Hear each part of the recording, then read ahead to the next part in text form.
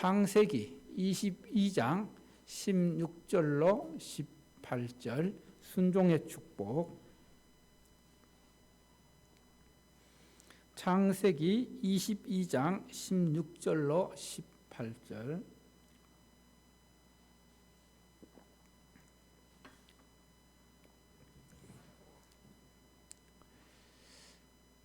(16절은) 제가 봉독하고 (17절은) 여러분들이 봉독하시고 (18절은) 함께 합독하겠습니다. (16절입니다) 이르시되 여호와께서 이르시기를 내가 너를 가리켜 맹세하노니 내가 이같이 행하여 내 아들 독자라도 아끼지 아니하였은즉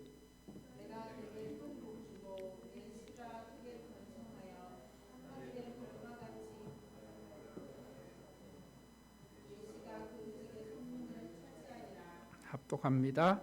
또 내 씨로 말미암아 천하 만민이 복을 받으리니 이는 내가 나의 말을 준행하였음이니라 하셨다 하니라. 아멘.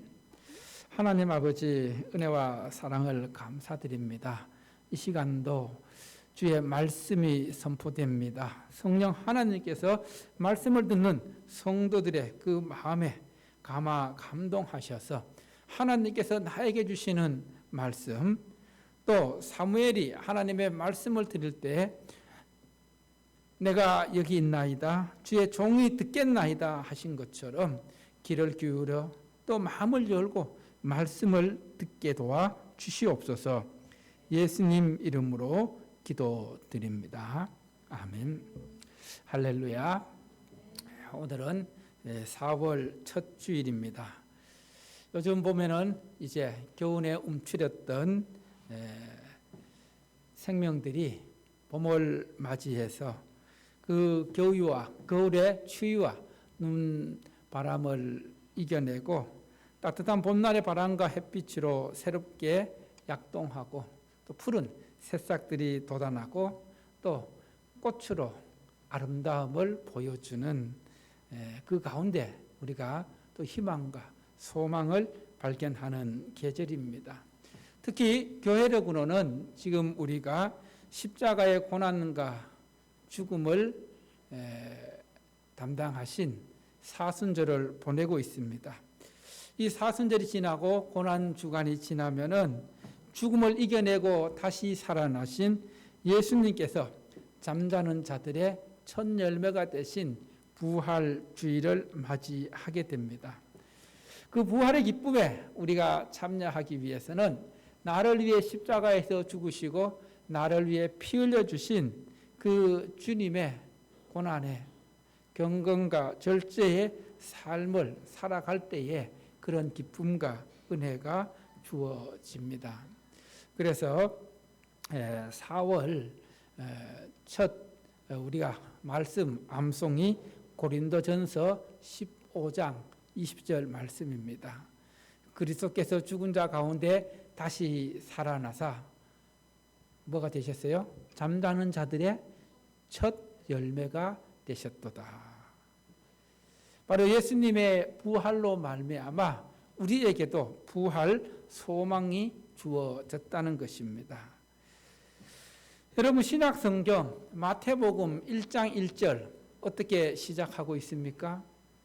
아브라함과 다윗의 자손 예수 그리스도의 족보라. 제일 먼저 등장하고 있는 인물이 누구입니까? 아브라함입니다. 아브라함. 그리고 또 로마서 4장을 보면 믿음에 대해서 설명할 때에도 믿음으로 구원받는 것에 대해서 설명하는데도 아브라함이 등장하고 있습니다. 그리고 또 히브리서 11장에도 이 믿음이 무엇인지, 믿음의 사람들이 어떤 삶을 살았는지를 보여주는데 거기에 등장하는 인물도 아브라함입니다. 이렇게 아브라함이 믿음의 모델, 믿음의 조상이 될 수 있고 또 하나님께서 약속하신 그 복을 이룰 수 있는 그 후손들이 크게 번성할 수 있었던 그 요인이 무엇일까요? 그거는 바로 한마디로 이렇게 표현할 수 있습니다. 따라합시다. 믿음의 순종. 뭐라고요? 예. 아브라함은 믿음의 순종을 통해서 바로 하나님께서 약속하신 복을 누리는 믿음의 조상이 되었습니다. 그래서 믿음의 최고 결정체는 순종입니다. 그리고 믿음의 최고 순간도 순종입니다. 그래서 믿음과 순종은 비례합니다. 내가 하나님의 말씀에 30% 순종하면은 나의 믿음은 몇 프로 믿음입니까? 30% 믿음입니다. 내가 하나님께 70% 순종하면은 70% 순종입니다. 그런데 하나님께서는 우리가 믿음의 순종을 30%를 원하실까요? 70%를 원하실까요? 하나님이 원하시는 순종은 몇 프로 순종입니까? 100% 순종입니다. 온전한 순종입니다. 그래서 온전한 믿음은 100% 순종입니다. 아브라함은 처음부터 그의 믿음이 100% 믿음, 100% 순종할 수 있는 그런 인물이, 그런 사람이 아니었습니다. 잘 알고 있는 것처럼 아브라함은 처음에는 하나님을 알지도 못했고 하나님을 믿지도 않았습니다. 그런 그를 하나님께서 찾아가 주셔서 아브라함을 불러내셨습니다. 그래서 믿음의 시작은 하나님의 부르심으로 시작합니다. 하나님의 부르심에 순종으로 응답하는 것이 믿음의 출발입니다. 하나님의 부르심에 순종하기 위해서는 어떻게 해야 됩니까? 하나님께서 아브라함을 찾아가서 내 부모와 내 친척과 그리고 내 고향을 떠나 내가 가르쳐주는 땅으로 가라고 말씀하셨습니다. 여러분, 고향과 친척, 아버지의 집을 떠난다는 것은 무엇을 의미합니까? 그동안 내가 기대고 의지하며 살아왔던 모든 것을 내려놓고 하나님께서 보여주시는 새로운 세계로 나아가라는 말씀입니다. 그래서 따라합시다. 믿음의 출발은 떠남과 가는 것이다. 여러분이 제일 처음 신앙생활 했던 때를 한번 떠올려 보십시오. 하나님을 믿지도 않았고 하나님을 제대로 알지도 못했는데 하나님께서는 어떤 계기를 통해서 하나님께 관심을 갖게 하시고 또 하나님을 알게 하시고 그리고 또 그동안 내가 기대고 의지했던 것들을 내려놓고 하나님 앞에 나왔습니다. 그 예로 여러분 하나님을 알기 전에는 하나님을 믿기 전에는 이 오늘 예배 드리는 이 날을 세상 사람들은 무슨 요일이라 불러요? 일요일. 여러분 일요일은 세상 사람들에게 있어서 일요일은 어떤 날입니까? 쉬는 날이고 또 가고 싶은 곳 가고 그리고 하고 싶은 것 하고 자기의 만족과 자기의 기쁨을 위해서 지내는 날이 일요일이잖아요. 그러나 하나님을 믿게 되고 또 신앙에 출발을 한 여러분들에게 있어서 이 날은 일요일이 아니라 무슨 날이에요? 주일입니다. 주일이란 뜻이 무슨 뜻이에요? 주일. 따라해 볼까요? 주의 날. 주님의 날. 예. 그래서 신앙생활 하는 믿음의 사람들은 요일을 부를 때도 일요일이라 부르지 않고 무슨 요일, 무슨 날이라고? 주일이라고 부르고 있는 것입니다. 이렇게 하나님을 믿고 난 이후에는 일요일이 주일로 바뀌어 하나님 앞에 예배 드리는 날로 바뀌었습니다.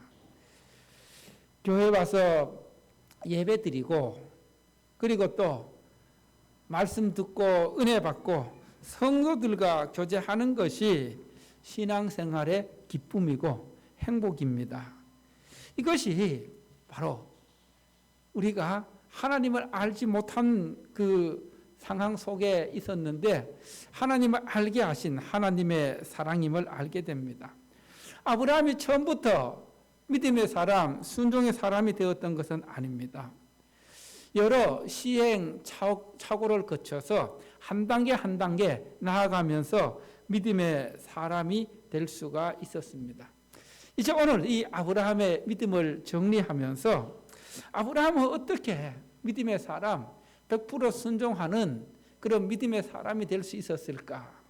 그것은 그가 믿음이 좋아서였기 때문이 아닙니다. 그리고 그것은 그가 능력이 있었기 때문도 아닙니다.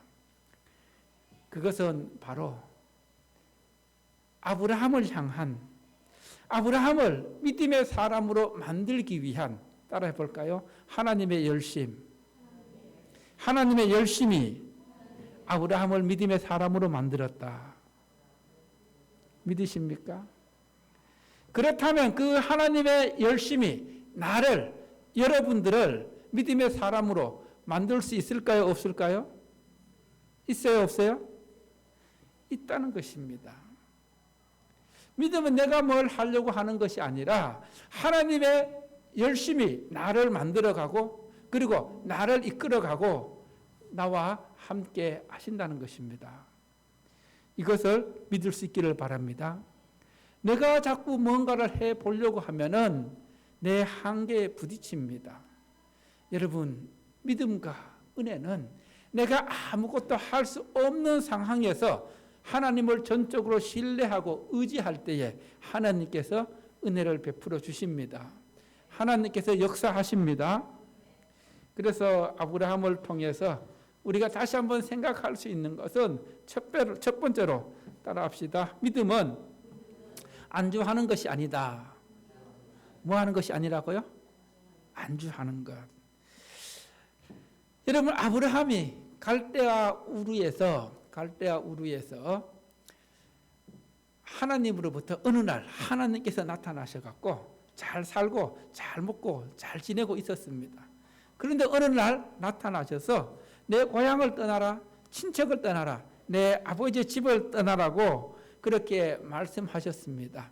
그래서 그 말씀을 듣고 갈대아 우르에서 어디까지 이동합니까? 하란까지 이동하게 됩니다. 하란까지 와서 더 가야 되는데 이 하란이 하나님이 가라고 한 땅이 아닌데 이 하란에서 그만 정착하고 거기서 살고 있었습니다. 여기까지는 아브라함의 삶 가운데 영향을 끼쳤던 아버지 데라가 주도적인 역할을 했습니다. 아마 아버지가 야 우리 여기서 좀 지내자, 여기에 살만하니까 여기서 생활하자 이랬는지 어쨌든 아브라함은 더 이상 나아가지 못하고 하란에서 생활하게 됩니다. 정착하게 되었습니다. 그렇게 안주하고 있는 아브라함에게 다시 하나님께서 말씀하십니다. 그 말씀이 창세기 12장 1절로 3절 말씀에 나타나 있는 말씀입니다. 그리고 이제 하란에서 아버지 데라가 죽게 됩니다. 저번에 제가 말씀드렸는데 이 아브라함의 아버지 데라, 이 데라의 뜻은 어떤 뜻이 있다고 말씀드렸어요? 지연시키다. 그 아버지가 아브라함이 가야 할 땅을 지연시키고 있었던 것을 보게 됩니다. 그것을 아시고 하나님께서 다시 떠나라, 가라고 말씀하십니다. 이렇게 지체하고 있던 아브라함이 다시 떠날 수 있었던 것은 다시 찾아오신 하나님의 열심이 있었기 때문입니다. 여기서 우리가 생각해 볼 수 있는 것은 여러분, 아브라함, 믿음의 사람이 될 수 있었던 것은 또 하나님의 그 복을 이룰 수 있었던 것은 아브라함이 그만한 자격이 있었기 때문이 아니라 하나님께서 찾아가 주셨기 때문입니다. 하나님께서 불러내셨기 때문입니다. 여러분, 우리가 하나님을 믿을 자격이 있습니까? 하나님께 은혜 받을 자격이 있습니까? 그런 자격이 없지만은 하나님께서는 예수님을 십자가에 돌아가게 하심으로 그 예수님을 통해 보여준 그 사랑, 또 전도라는 방법으로 우리를 찾아오셔서 우리를 불러주셨습니다. 아브라함이 하나님의 부르심에 다시 순종으로 응답합니다. 그래서 하나님께서 하란에서 머물고 있는 신앙의 여정, 믿음의 여정을 더 이상 하지 못하고 안주하고 있는 그 하란에서 떠나라고 말씀하십니다. 여러분, 여기서부터 이제 이 아브라함의 믿음, 신앙은 아버지의 영향을 받는 것이 아니라 아브라함이 주도적으로 믿음 생활, 신앙의 여정을 하게 됩니다. 여러분, 이 아브라함이 다시 떠나는 모습을 통해서 우리는 이런 것들을 생각하게 됩니다. 나의 신앙의 여정이, 나의 믿음의 여정이 하나님의 말씀을 벗어나 안주하고 있다면 어떻게 해야 될까요? 우리는 오늘 말씀처럼 다시금 떠나라 하는 그 말씀을 통해 순종으로 떠나야 함을 깨닫게 됩니다.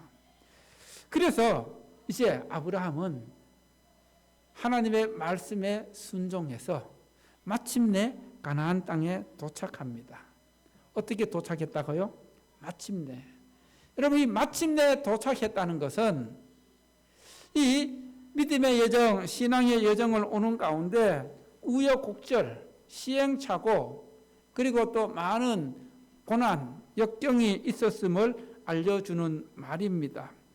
하나님께서 아브라함을 부르셔서 가나안까지 끌고 오시고 밀어주시고 해서 가나안까지 오게 되었다는 것입니다. 그런데 어떻습니까?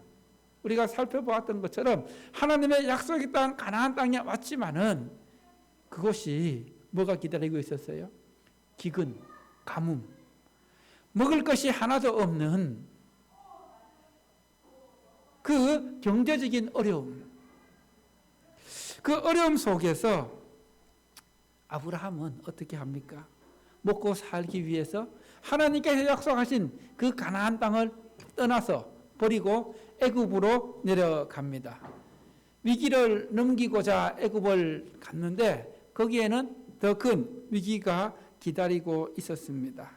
그래서 우리는 여기서 또 하나 발견할 수 있는 영적 교훈은 따라합시다. 믿음은 약속의 땅에서 어려움이 있다고 해서 그 땅을 떠나는 것이 아니다. 무슨 말입니까?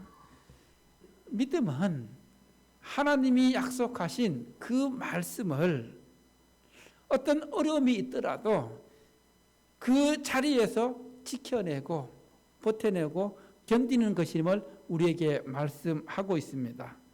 여러분, 우리가 믿음 생활 하다 보면은 때로는 내 믿음이 약해질 때도 있고 내 마음이 흔들릴 때도 있고 갈팡질팡 할 때도 있습니다.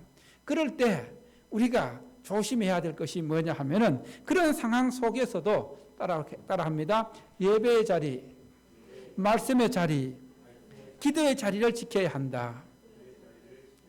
이 자리를 지키지 못하면은 믿음이 어떻게 될까요? 이 자리를 떠나게 되면은 결국은 더 큰 어려움이 기다리고 있고 어려움을 만나게 된다는 것입니다. 구약 성경의 요나를 보십시오. 그가 하나님의 명령, 하나님의 말씀을 불순종하고 자기가 하나님을 떠나서 자기 마음대로 더 먼 곳으로 가고자 했을 때에 어땠습니까? 처음에는 모든 것들이 평탄하고 순조롭게 자기 마음먹은 대로 열리는 것 같았습니다. 그런데 웬걸 배를 탔는데 갑자기 태풍, 강풍이 일어나서 이 배에 있는 모든 사람들이 죽게 되고 죽을 상황에 처하게 되고 또 그 책임이 결국 요나에게 있다는 것을 알고 요나가 어떻게 되어졌어요? 바다 속으로 던져졌습니다. 파도치는 바다 속으로. 그래서 요나가 죽었을까요? 죽지 않았을까요? 어떻게 되었어요? 하나님께서 큰 물고기를 보내셔서 요나를 삼키게 하셨습니다. 이 요나가 물고기 뱃속에 들어갔을 때에 편했을까요? 아니면 불편했을까요?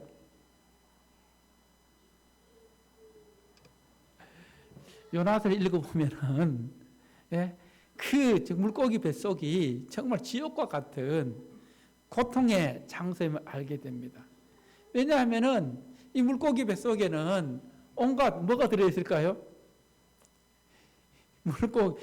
큰 물고기가 먹었던 이것저것 바닷물에 그 어떤 물고기라든가 또 그 바닷물의 생물이라든가 그리고 또 그 물고기의 그 위가 운동하는 그 늘어났다 조였다 하는 그 고통이 정말 죽을 만한 고통이었다고 요나서에 고백하고 있습니다.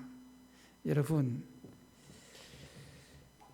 우리의 믿음의 여정 가운데 어떤 일이 있어도 따라합시다. 우리는 믿음의 자리를 지켜야 한다.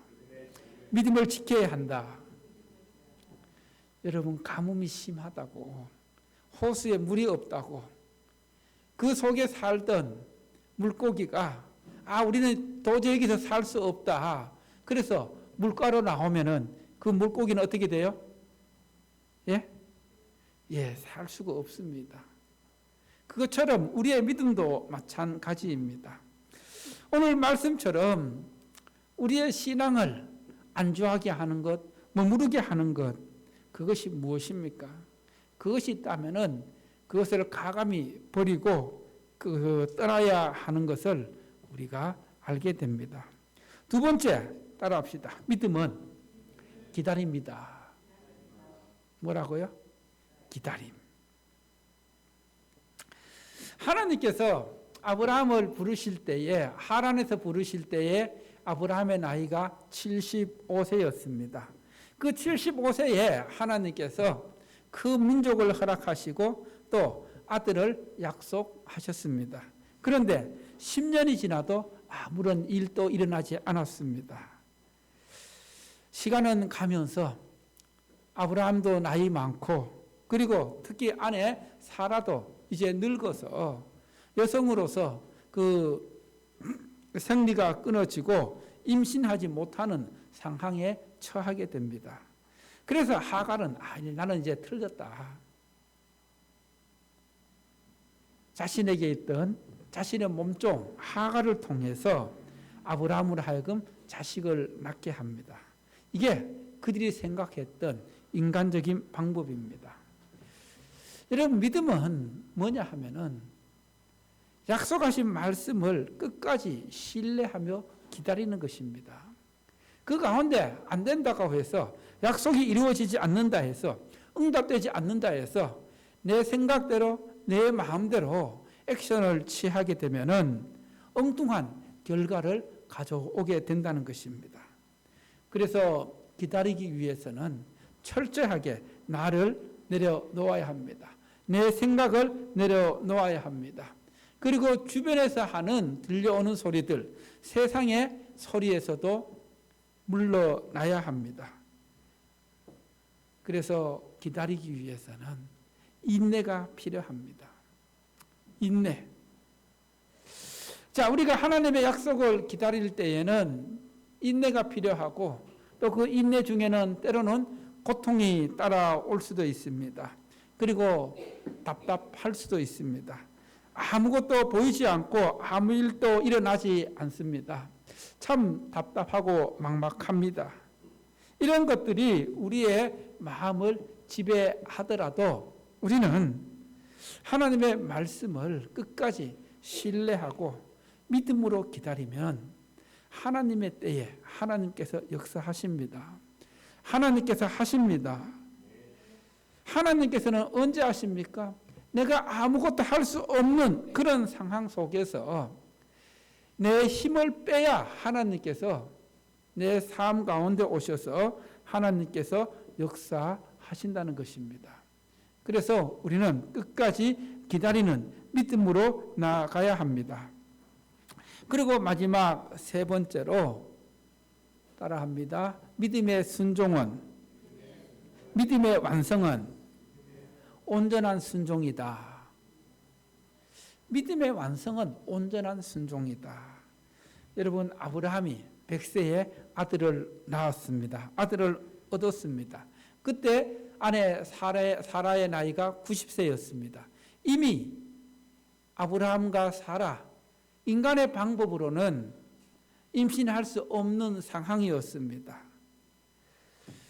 이때 하나님께서 아브라함에게 아들을 주신 것은, 이 모든 것은 결국 누가 하셨다고요? 하나님이 하셨다는 것. 우리가 한 일은 아무것도 없고 전능하시고 신실하신 하나님이 하셨다는 것을 가르쳐주고 보여주기 위함입니다.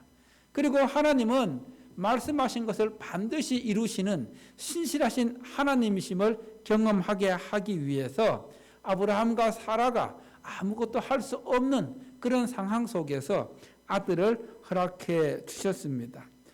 이런 하나님을 경험하면서 아브라함은 하나님을 신뢰하기 시작합니다. 아니, 전적으로 신뢰할 수가 있었습니다. 그래서 창세기 22장에 아들 이삭을 제물로 번제로 드리라고 했을 때에도 망설이지 않고 하나님께 온전히 순종할 수 있었습니다. 온전한 순종은 하나님께 전적으로 맡기는 것입니다. 하나님을 신뢰하는 것입니다. 주변 사람들의 생각에는, 주변 사람들의 말에는 전혀 신경 쓰지 않고 오직 나와 하나님과의 관계에서 하나님께서 모든 것을 하실 것을 믿으며 나아가는 것입니다. 여러분, 지난주에 우리가 살펴보았잖아요. 아들 이삭이 이제 아버지와 그 길을 걸으면서, 아버지, 번제할 불과 나무는 있는데 번제할 어린 양은 어디 있습니까? 그때 아버지 아브라함의 대답이 무엇이었습니까? 하나님께서 자기를 위하여 친히 준비하시리라. 이 말씀을 통해서 우리는 하나님을 온전히 신뢰하고 있는, 아들을 진짜 죽여야 할 그런 상황 속에서도 하나님께서 친히 모든 것을 준비해 주실 것이라는 믿음을 보여주고 있습니다. 그러면서 나무로 제단을 쌓고 또 이삭을 결박해서 그 제단 위에 눕히고 칼을 들어서 이제 그 찌르려고 할 때에, 잡으려고 할 때에 하나님께서 그때서야 진짜 아브라함이 나를 경외하고 나를 사랑하는 줄을 알고는, 네가 정말로 나를 사랑하는 줄을 아노라, 나를 경외하는 줄을 아노라 하면서 수풀에 걸린 어린 양을 예비하셔서 번제로 드리게 합니다. 여러분, 우리가 여기서 알 수 있는 것이 무엇입니까? 하나님의 관심은 이삭을 죽이는 데 있지 않았습니다. 아브라함의 믿음이, 아브라함의 순종이 어느 정도 되는지 거기에 관심이 있었습니다. 무슨 말입니까? 하나님은 우리의 물질과 우리가 갖고 있는 돈에 관심이 있는 분이 아니십니다. 하나님은, 따라합시다. 하나님은 나에게, 나의 믿음에 관심이 있으시다. 뭐에 관심이 있다고요? 나의 믿음이 어느 정도인지, 내가 하나님을 사랑하는 그 사랑이 어느 정도인지 우리의 믿음을 달아보고자 하시는 것입니다. 정말 이 아브라함을 통해서 보여주고 있는 것처럼 네가 정말 나를 사랑하고 나를 경외하고 있다면은 네가 갖고 있는 가장 소중한 것, 나를 위해 포기할 수 있느냐? 네가 나를 위해 나를 진짜 잘 믿고 신뢰하고 있다면은, 믿음이 있다면은 네가 가장 귀하게 여기는 그 물질도 포기하느냐, 포기할 수 있느냐? 아브라함에게는 네가 진짜 나를 사랑한다면은, 나를 경외한다면 네가 그렇게 소중하게 여기고 있는 독자 아들 이삭이라도 포기할 수 있느냐? 그것을 시험하는 것입니다. 테스트하는 것입니다. 이러한 믿음의 과정, 믿음의 테스트를 통해서 여러분, 하나님께서는 여러분에게 물으십니다. 정말 네가 나를 사랑하고 네가 나를 전적으로 신뢰하고 있다면은 너에게 가장 소중한 것, 그것이 자녀가 되든지 물질이 되든지 시간이 되든지 뭐가 되든지 그것을 나를 위해 전적으로 포기할 수 있느냐 물으실 때에 어떻게 대답하시겠습니까? 아브라함은 지체하지 않았습니다. 하나님께서 모든 것을 인도하시고 준비하시고 채워주실 것을 믿는 그 믿음 하나로 하나님의 그 믿음의 테스트에 통과할 수가 있었던 것입니다. 그러면서 아브라함에게 주신 그 축복의 말씀 17절 18절 말씀 함께 보겠습니다.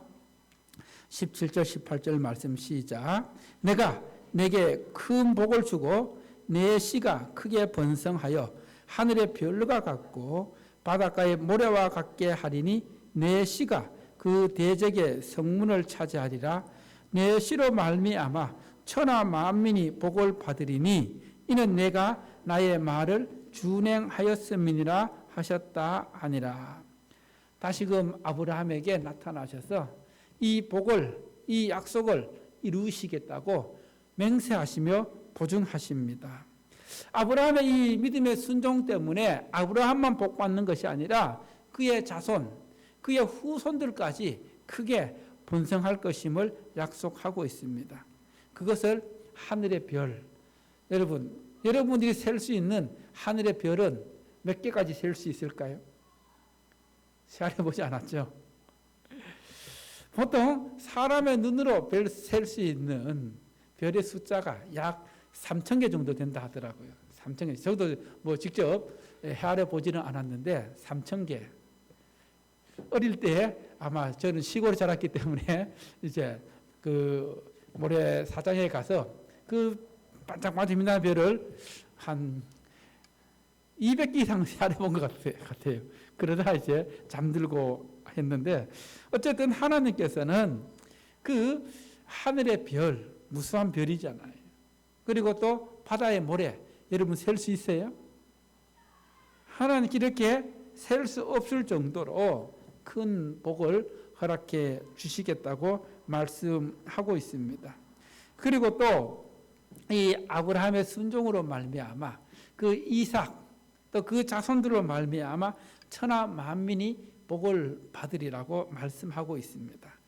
여러분 그 아브라함의 순종으로 인해서 그 이삭의 씨에서 누가 나왔습니까? 예수 그리스도가 나왔습니다. 그래서 이 아브라함의 순종으로 천하 만민이 복을 받는 것처럼 예수 그리스도의 한 사람의 그 순종과 죽음이 바로 이 세상의 모든 사람에게 구원의 은혜와 복을 가져다 주었습니다. 여러분 진정한 복이 무엇입니까? 따라해 볼까요? 진정한 복은 물질이 아니라 돈이 아니라 성공이 아니라 예수 그리스도이시다. 여러분 예수님을 믿는 것과 예수님을 전하는 것 이것이 진정한 복입니다. 부자가 되는 것, 건강한 것, 성공하는 것 이것도 복이라고 할 수 있지만은 그러나 진정한 복은 영광의 왕이신 평강의 왕이신 예수님을 만나는 것이 진정한 복입니다. 내가 아무리 물질을 많이 가지고 있다 할지라도 내가 아무리 건강하다 할지라도 내가 아무리 성공했다 할지라도 내 인생 가운데 내 삶 가운데 예수님을 만나지 못했다면은 예수님을 만나지 못한다면은 그 모두가 부질없는 것입니다. 그래서 진정한 복은 예수님이라 할 수가 있는 것입니다. 오늘 말씀을 통해서 이 아브라함을 믿음의 사람, 순종의 사람으로 만들어 갈 수 있었던 것은 바로 그 삶 가운데 개입하셨던 하나님의 열심입니다. 그 하나님의 열심이 여러분들도 믿음의 사람, 순종의 사람으로 만들어 가십니다. 그 하나님의 개입하심에, 그 하나님의 약속하심에 여러분의 모든 것을 전적으로 맡기고 믿음으로 순종하고 나아가면은 아브라함처럼 온전한 믿음의 사람이 될 것입니다. 그 믿음으로 승리할 수 있기를 축원합니다. 할렐루야.